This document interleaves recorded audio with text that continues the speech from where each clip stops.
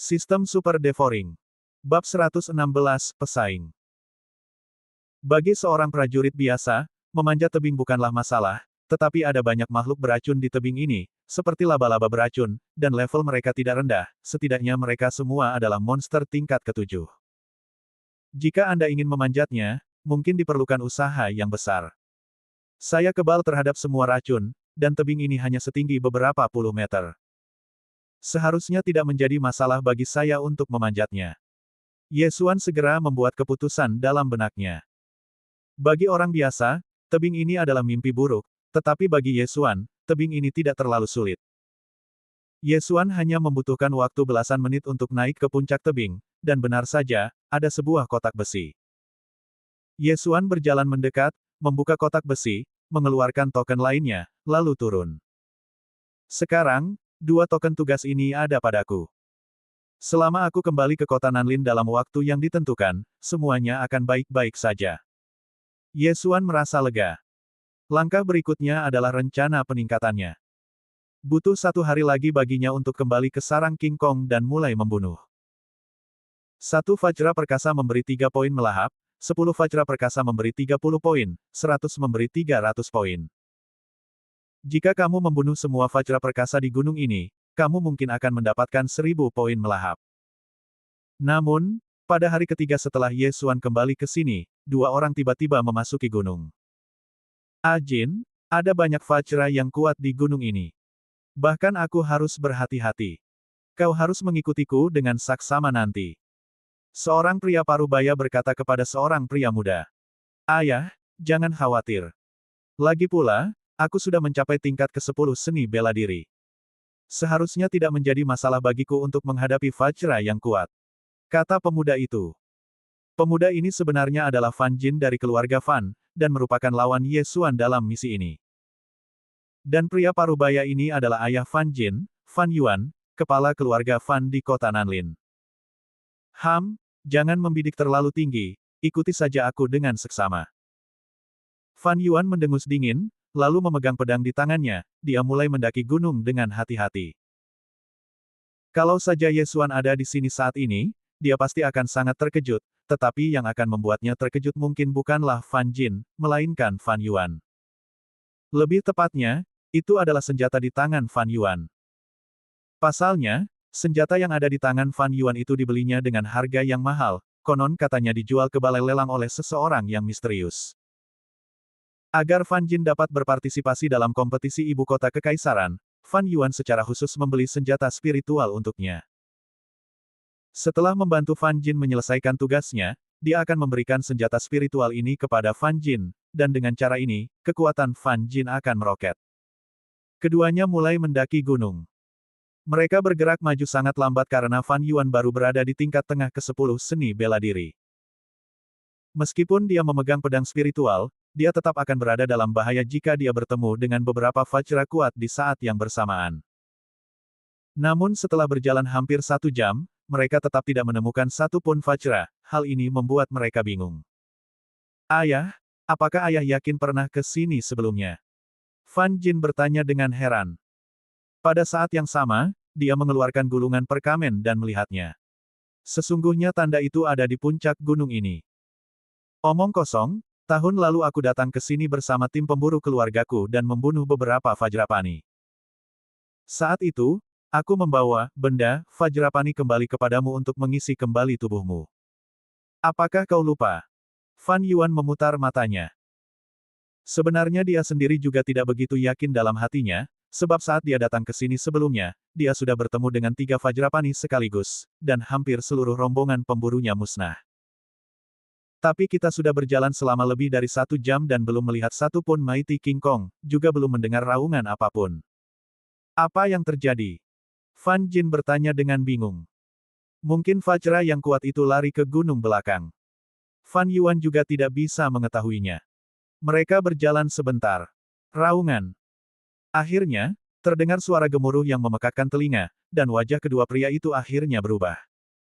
Haha, itu memang Oman King Kong. Ayo, ayah akan membawamu untuk mendapatkan rambut putih pertama, dan omong-omong, potong bendanya untuk mengisi kembali tubuhmu. Fan Yuan tertawa beberapa kali dan tak dapat menahan diri untuk mempercepat langkahnya. Namun, setelah mereka berjalan beberapa saat, mereka mendengar suara lain. Boom, boom, boom. 9 suara keras terdengar berturut-turut. Fan Yuan dan pria lainnya berhenti sejenak dan saling memandang. Suara apa itu? Apakah ada yang bertarung dengan King Kong? Fan Jin bertanya dengan heran. Kurasa begitu. Ayo kita pergi dan melihatnya. Mata Fan Yuan berbinar. Siapapun yang dapat memasuki gunung ini, minimal telah berada pada tingkat ke-10 seni bela diri, sedangkan dia berada pada tingkat ke-10 menengah seni bela diri, dan memegang sebuah senjata spiritual. Sekalipun menghadapi puncak ilmu bela diri tingkat ke-10, dia tidak takut. Dia telah melakukan banyak hal seperti membunuh orang dan mencuri harta karun, dan setiap kali dia mendapatkan hasil panen yang sangat baik. Raungan. Pada saat ini, suara Vajra terdengar lagi. Di sini. Fan Yuan mendengarnya dan segera menggunakan seni bela dirinya untuk menyerbu.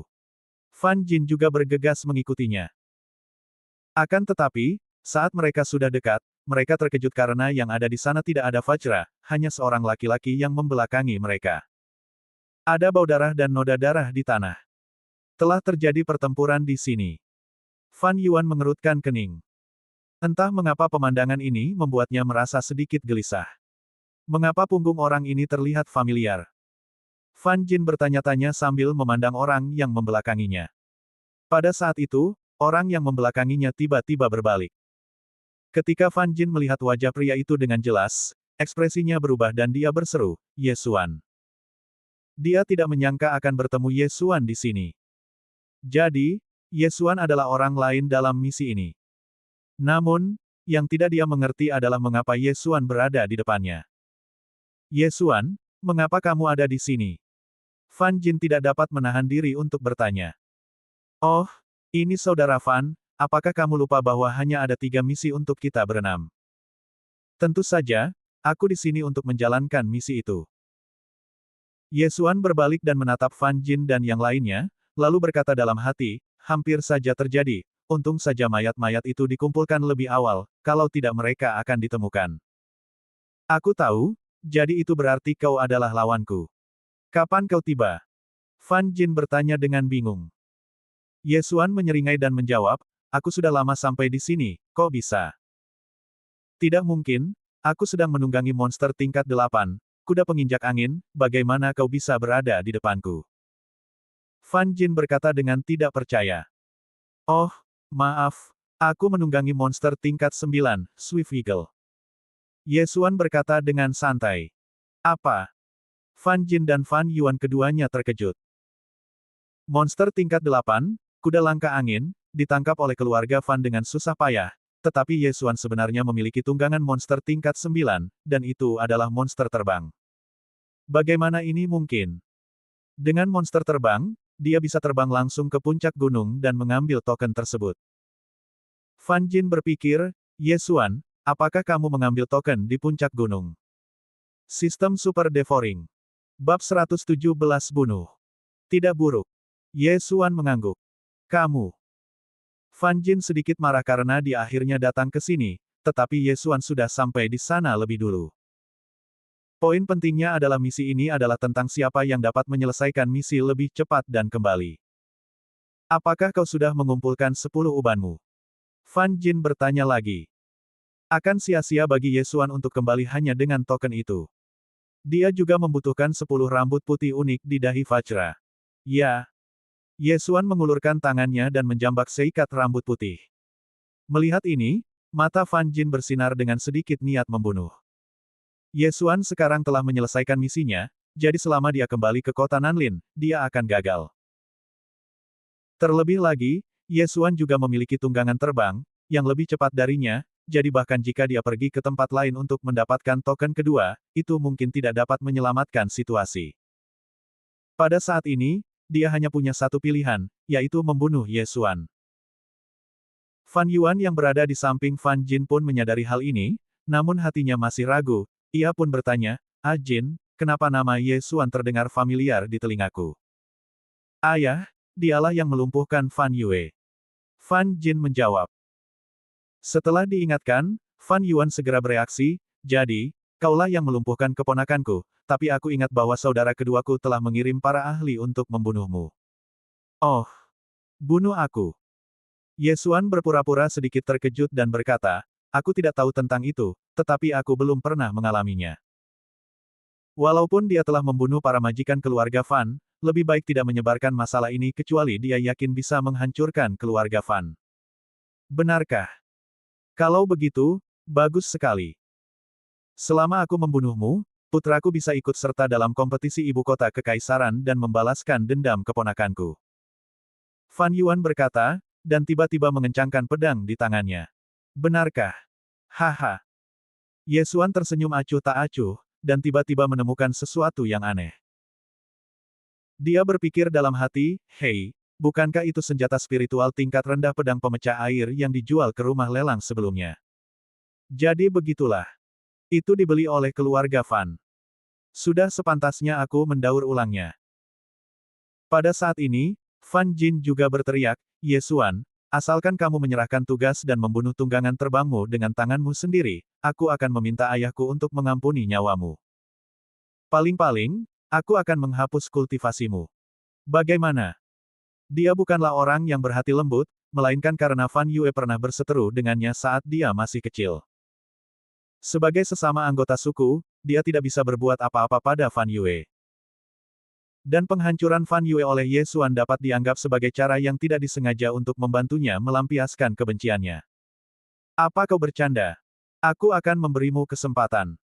Jika kau membunuh ayahmu, aku mungkin akan mempertimbangkan untuk mengampuni nyawamu. Ye Xuan berkata dengan ekspresi meremehkan.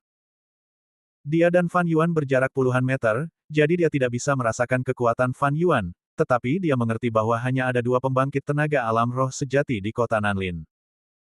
Yang satu adalah Pangeran Nanlin, dan satunya lagi adalah Inspektur Kekaisaran Ouyang Ming. Oleh karena itu, ayah Fan Jin tidak mungkin menjadi orang kuat di alam roh sejati.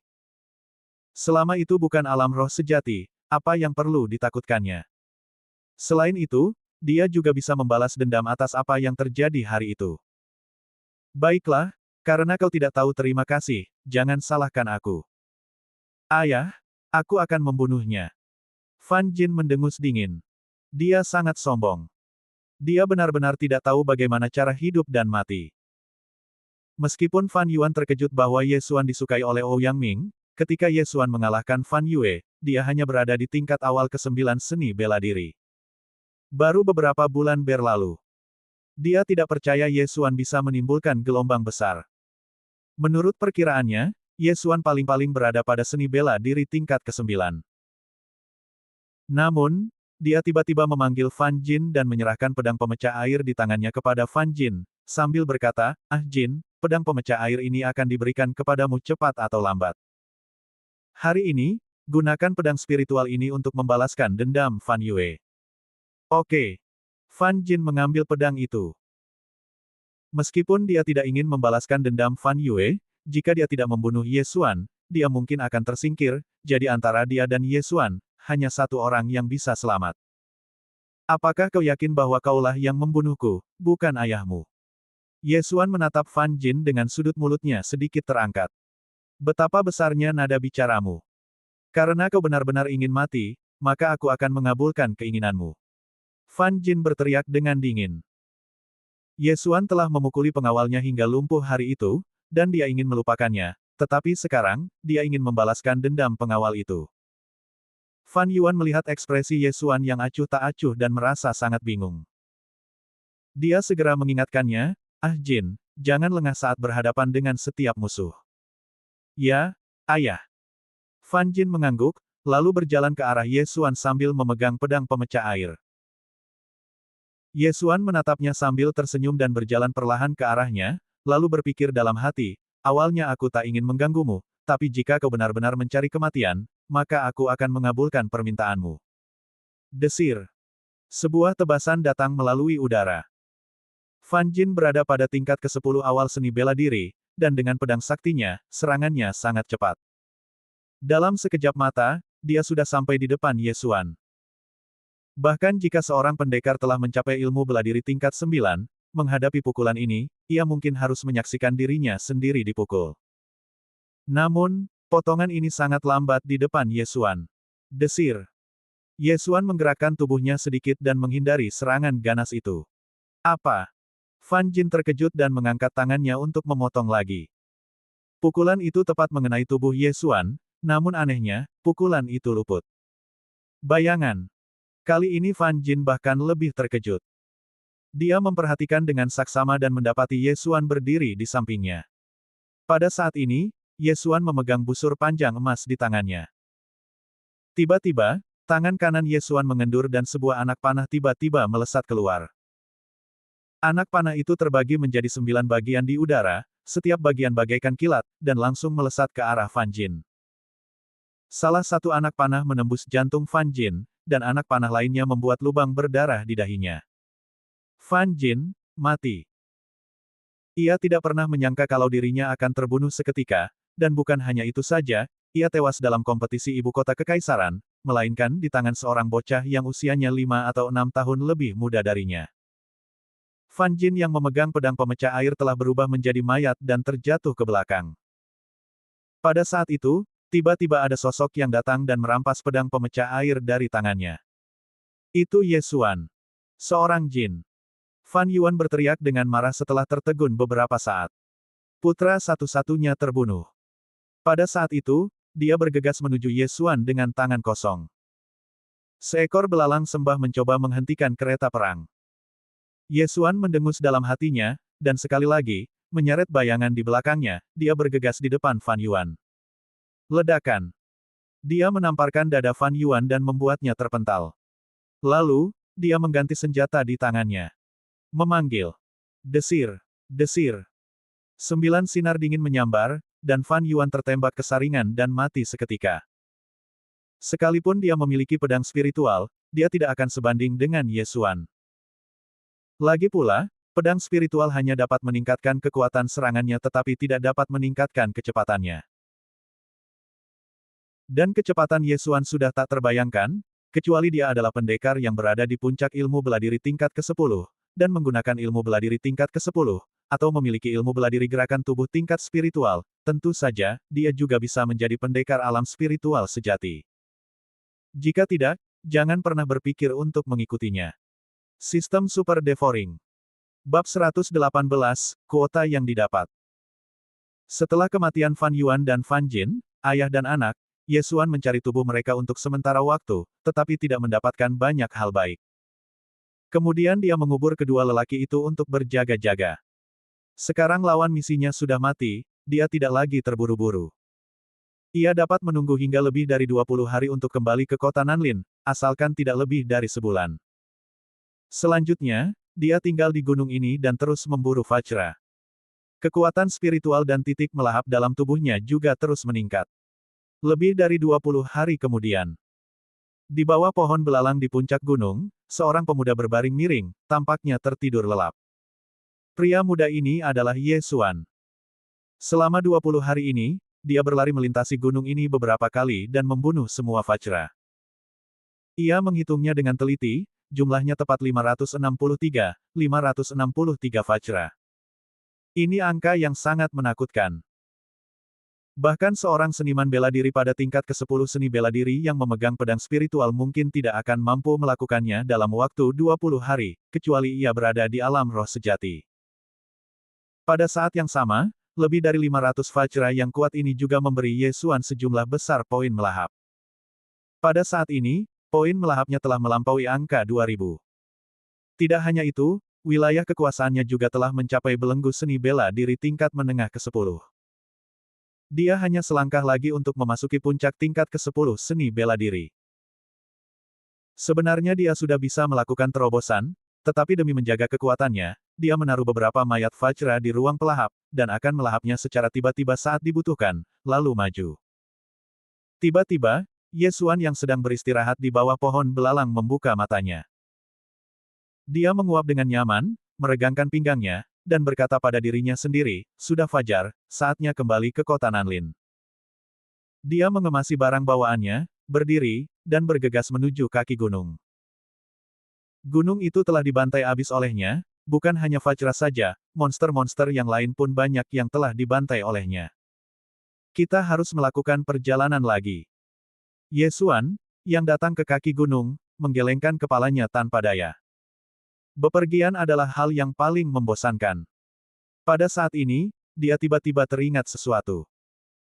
Ngomong-ngomong, 2000 poin melahap milikku ini cukup untuk meningkatkan garis keturunan macan tutul pemburu angin atau garis keturunan 100 bunga ke garis keturunan menengah. Biar aku coba. Pikiran Ye Xuan tergerak. Saat ini, tuan rumah tidak dapat menggabungkan darah perantara. Jika dipaksa untuk menggabungkan, itu dapat menyebabkan penurunan wilayah atau ledakan.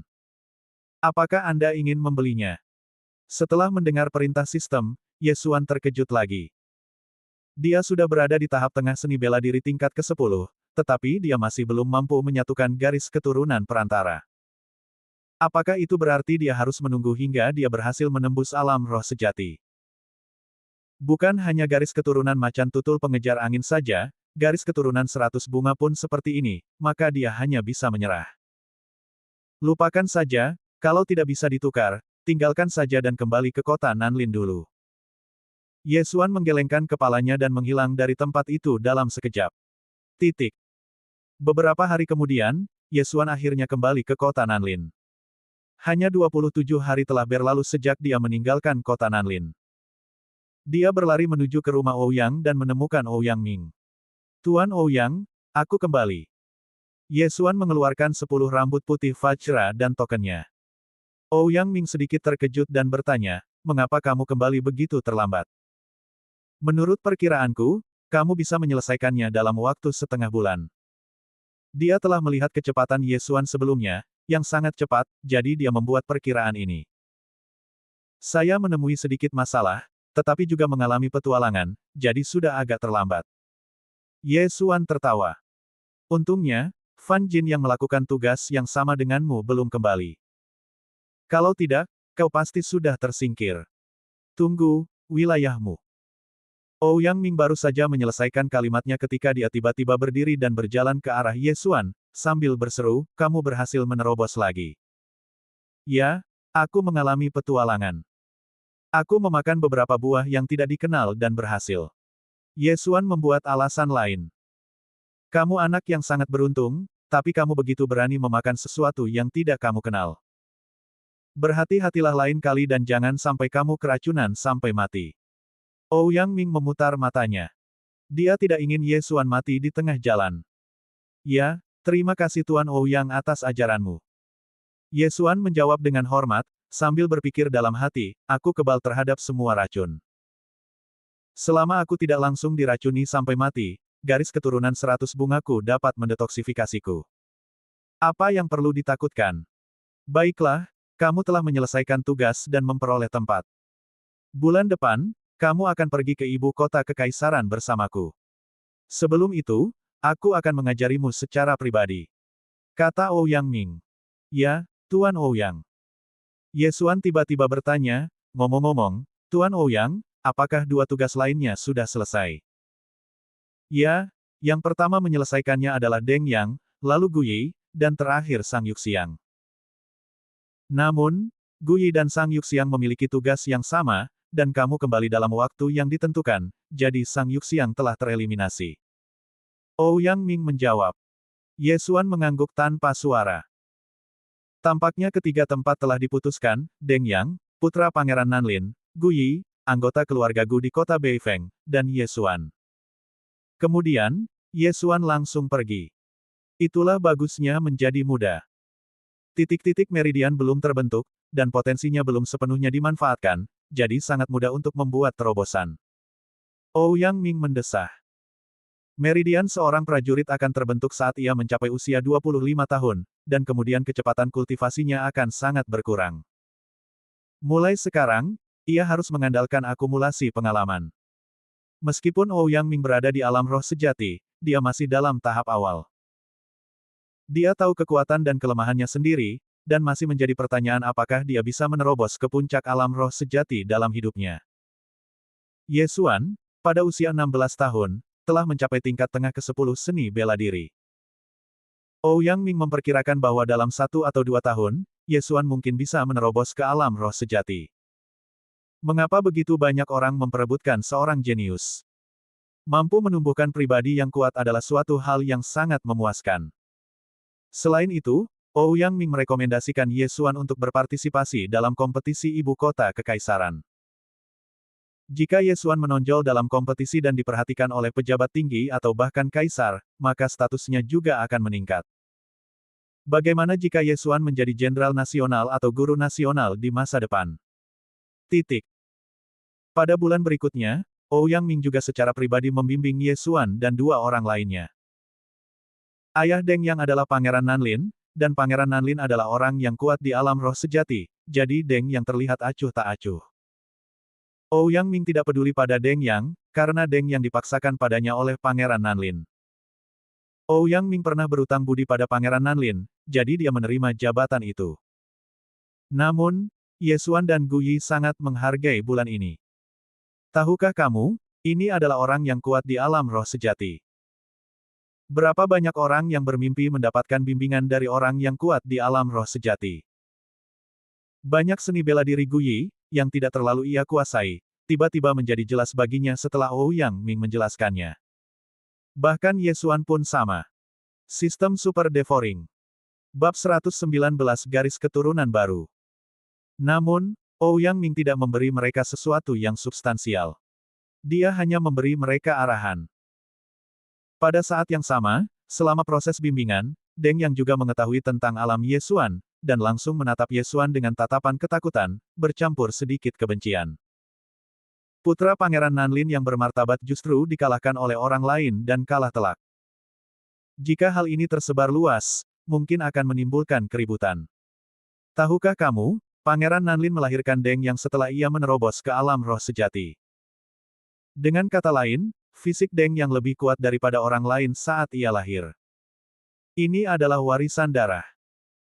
Namun, karena hubungan Ouyang Ming, Deng Yang tidak berani melakukan apapun pada Ye Xuan, tetapi hanya menunjukkan sedikit permusuhan sesekali. Sebulan berlalu dengan cepat. Selama bulan ini, meskipun tingkatan Ye Xuan tidak meningkat, namun efektivitas tempurnya meningkat pesat. Selain membimbing Gu Yi, Ouyang Ming memfokuskan sebagian besar perhatiannya pada Ye Xuan. Ye Xuan adalah kartu truf Ouyang Ming. Ouyang Ming menghitung waktunya, lalu memanggil kereta monster dan membawa Ye Xuan dan dua orang lainnya ke ibu kota Kekaisaran Suanyang. Monster ini adalah banteng berbaju besi, monster tingkat ke-10. Monster tingkat ini mungkin hanya dapat dijinakkan oleh Ouyang Ming yang berada di alam roh sejati. Akan tetapi, bahkan monster tingkat ke-10 pun membutuhkan 10 hari perjalanan untuk mencapai ibu kota kekaisaran.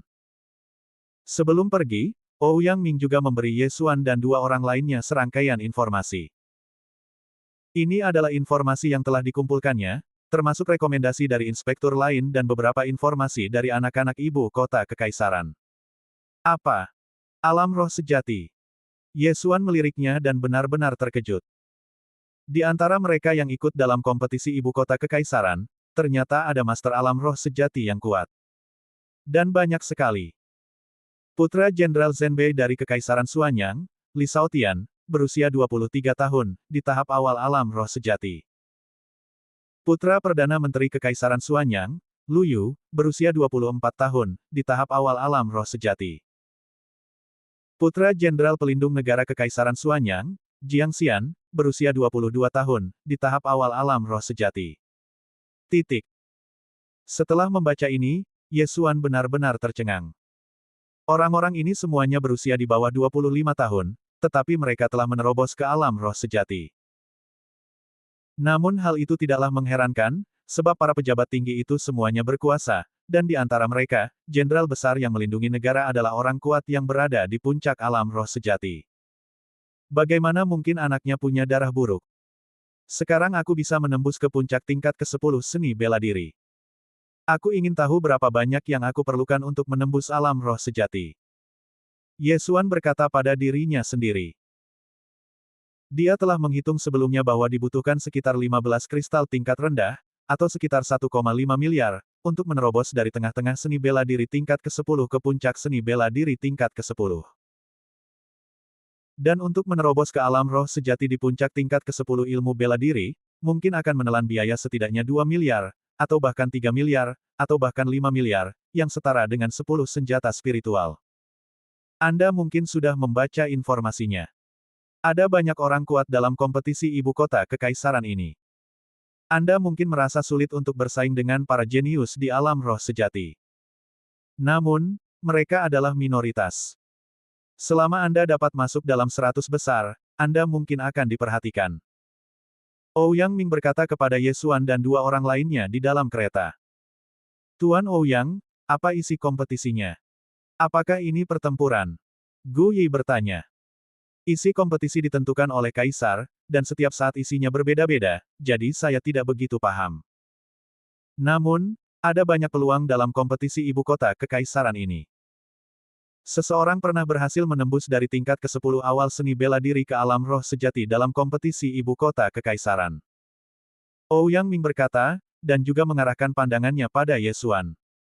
Ye Xuan memiliki kualifikasi dan keberuntungan yang bagus, jadi dia masih memiliki peluang besar. Dari tahap awal seni bela diri tingkat ke-10, dia berhasil menembus hingga ke alam roh sejati. Mendengar ini, mata Ye Xuan berbinar. Tampaknya ada banyak hal baik. Tuan Ouyang, ada ribuan orang dalam informasi ini, semuanya adalah prajurit di tingkat ke-10 seni bela diri. Jika mereka yang berada di tingkat ke-9 seni bela diri juga disertakan, mungkin jumlahnya akan lebih dari 10.000 orang. Gu Yi bertanya lagi. Ya, ada puluhan ribu orang yang berpartisipasi dalam setiap kompetisi, jadi yang ingin saya sampaikan kepada Anda adalah, hal terpenting adalah menyelamatkan hidup Anda. Ouyang Ming mengangguk. Ketiganya diam-diam sepakat dalam hati bahwa selama mereka masih hidup, segalanya mungkin terjadi. Namun, Ye Xuan merasa bahwa selama dia tidak bertemu dengan para jenius di alam roh sejati, itu seharusnya tidak menjadi masalah. Dia sudah berfantasi tentang menonjol dalam kompetisi ibu kota kekaisaran, dihargai oleh kaisar, dan naik ke posisi tinggi. 10 hari kemudian, kereta itu akhirnya tiba di ibu kota kekaisaran. Ini adalah pertama kalinya Ye Xuan berada di ibu kota kekaisaran, dan hal yang sama berlaku untuk Gu Yi, tetapi tidak untuk Deng Yang. Dia menatap Ye Xuan dan pria lainnya, mendengus pelan, dan menatap mereka dengan tatapan jijik. Meskipun kekaisaran Xuanyang hanya sebuah kekaisaran tingkat rendah, ibu kotanya tidaklah kecil. Di ibu kota ini tinggal pejabat-pejabat tinggi dari segala ukuran. Jika ditambahkan orang biasa, jumlahnya mencapai 1 juta orang. Ada 1 juta orang yang tinggal di satu kota, yang menunjukkan betapa besarnya kota itu.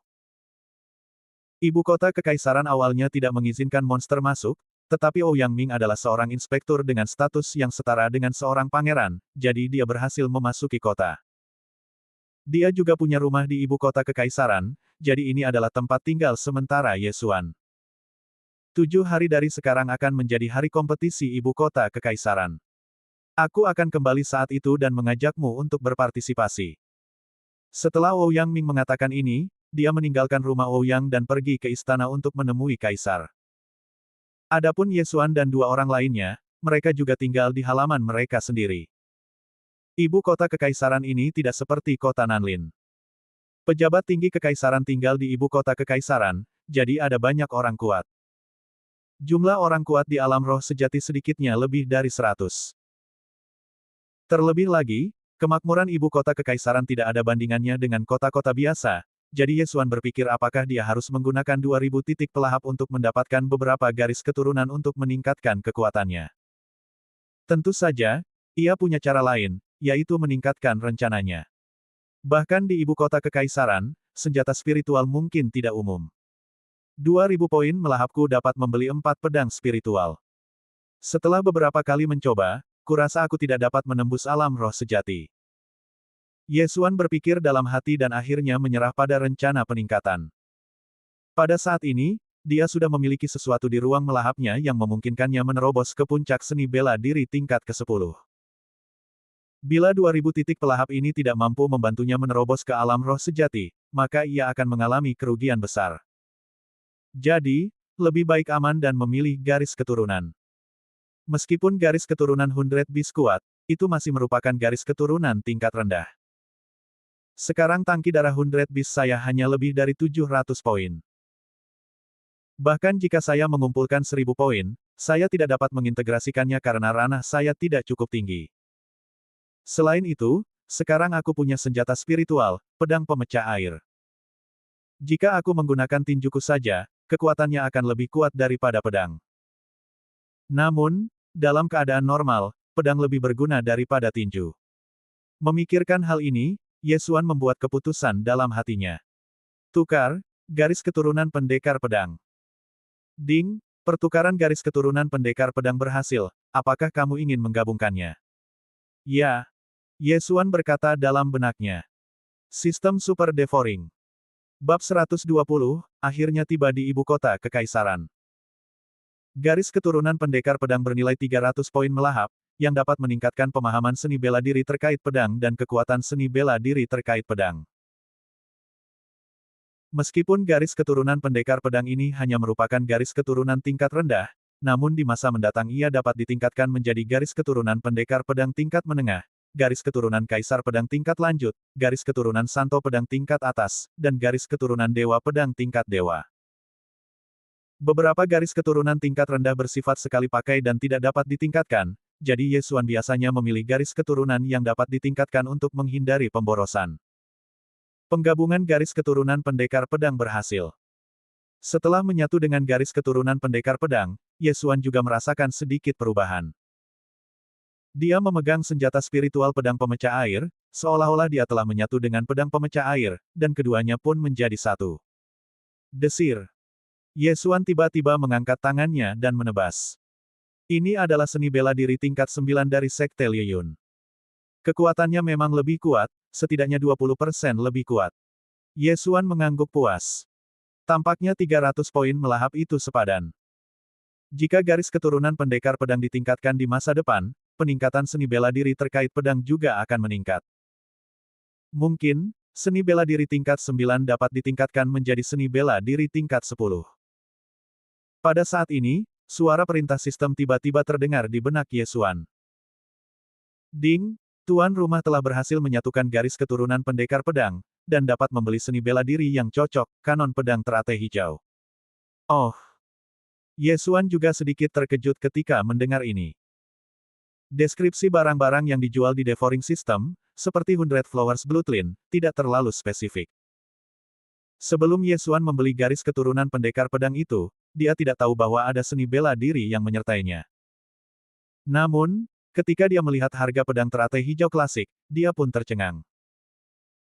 Pedang teratai hijau klasik, seni bela diri tingkat spiritual, hanya dapat dibeli setelah menyatu dengan garis keturunan pendekar pedang, dan bernilai 500 poin melahap.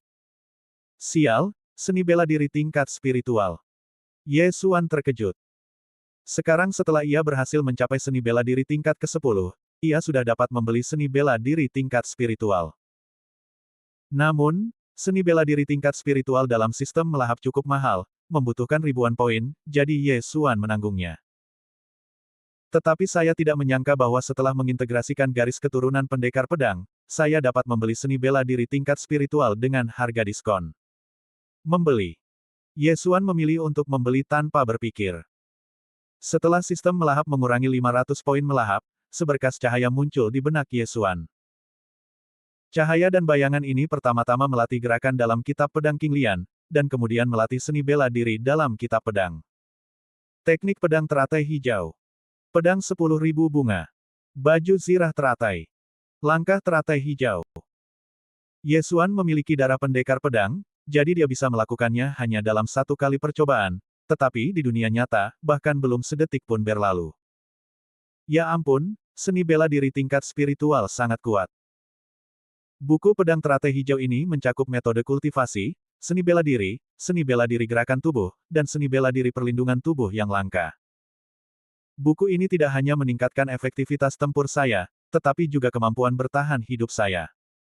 Yesuan sangat gembira. Teknik pedang teratai hijau adalah teknik kultivasi, tetapi agak berbeda dari teknik biasa, dan dia perlu berlatih gerakannya. Saat berlatih, Anda akan terus menyerap energi vital langit dan bumi, lalu mengubahnya menjadi kekuatan spiritual. Yesuan mengandalkan melahap untuk meningkatkan kekuatannya, jadi teknik pedang teratai hijau ini kurang berguna dalam hal kultivasi, tetapi jika dikombinasikan dengan garis keturunan 100 bunga untuk memulihkan kekuatan spiritual, efeknya juga sangat bagus. Adapun pedang 10.000 bunga bahkan lebih kuat. Ketika pedang ditusukkan, 18 sisi tajam dapat langsung dipisahkan untuk menyerang musuh. Tingkat kedua 36, dan tingkat ketiga 72. Ye Xuan memiliki darah pendekar pedang, dan dia langsung berlatih ke tingkat kedua, yang berarti satu pedang dapat menusuk 36 sisi tajam. Adapun Lotus Armor merupakan salah satu jenis ilmu bela diri pelindung tubuh yang dapat menggunakan kekuatan spiritual untuk berubah wujud menjadi bunga teratai guna menahan serangan musuh. Langkah King Lian secara alami adalah seni bela diri gerakan tubuh. Meskipun sangat cepat, cara bergeraknya yang seperti bunga teratai membuat Ye Xuan merasa sedikit banci. Jika aku tahu bahwa garis keturunan pendekar pedang ini sangat bagus, aku pasti sudah membelinya sejak lama. Keempat seni bela diri ini jika digabungkan mungkin akan menghabiskan beberapa ribu poin melahap. Ye Xuan merasa tidak berdaya, tetapi itu tidak masalah.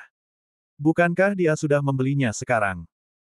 Setelah mengetahui manfaat garis keturunan, Ye Xuan membeli garis keturunan jenis lain.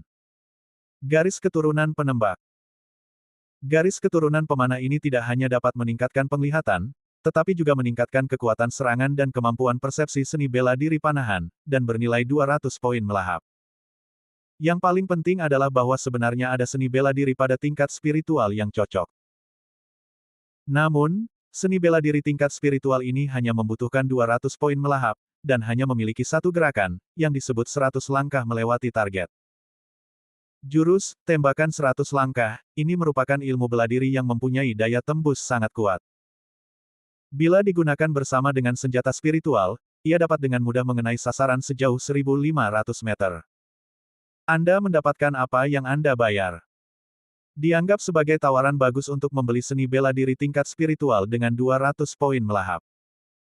Sekarang, Ye Xuan memiliki kemampuan pertarungan jarak jauh dan jarak dekat. Dia yakin bahwa dirinya akan bersinar dalam kompetisi ibu kota kekaisaran, kemudian diapresiasi oleh kaisar dan menjadi pejabat besar yang korup.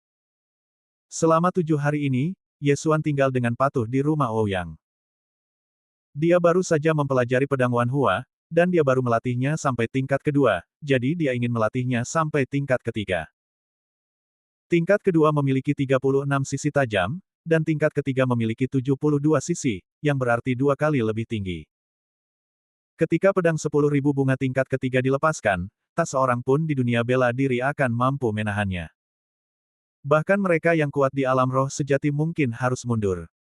7 hari kemudian, Ouyang Ming benar-benar kembali.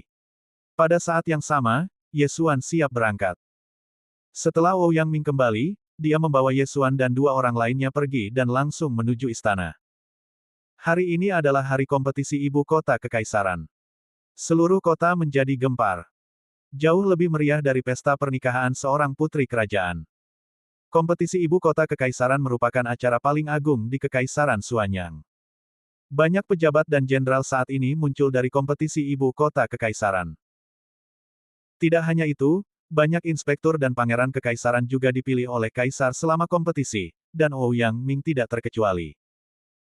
Hampir semua orang datang ke sini dengan gagasan untuk dimahkotai sebagai raja dan diberi gelar yang lebih tinggi. Ouyang Ming membawa Ye Xuan dan 2 orang lainnya ke kota kekaisaran, memverifikasi identitas mereka, dan masing-masing dari mereka menerima token identitas. Namun, saat Ye Xuan mengambil token identitas, beberapa sosok tiba-tiba berjalan ke arah mereka. Hei, Ouyang Ming, aku tidak menyangka kau akan membawa orang untuk berpartisipasi dalam kompetisi kali ini. Apa kau tidak takut mereka semua akan kalah lagi? Sebuah suara berat menyebar. Sebelum Ouyang Ming berbalik, alisnya terkunci rapat. Bagaimana mungkin dia tidak mengenali suara ini? Ye Xuan memandang orang yang datang. Dia adalah pria kekar yang mengenakan seragam inspektur kekaisaran, sama seperti Ouyang Ming. Pria kekar ini memiliki punggung lebar dan lengan kuat, yang mungkin lebih tebal dari leher Ye Xuan. Di belakangnya, ada 3 pemuda, tetapi mereka semua mengabaikan Ye Xuan dan 2 lainnya dan hanya memusatkan perhatian mereka pada Ouyang Ming. Tian Zhen. Ouyang Ming menyipitkan matanya. Tian Zhen ini adalah musuh bebuyutannya.